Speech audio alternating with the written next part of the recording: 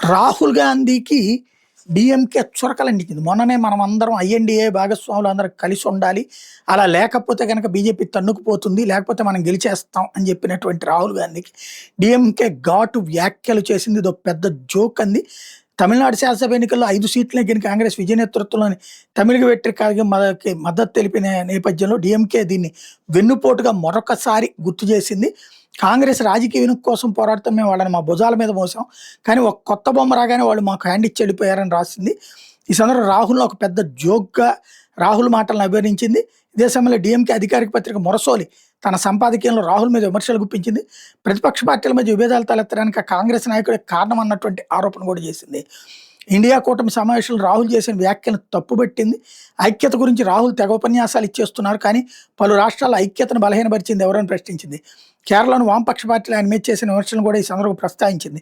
రాహుల్‌కి రాజకీయ పరిపక్వత, స్థిరత్వం లేకపోవడం కూటమిలో విభేదాలకు కారణమని అభిప్రాయపడింది.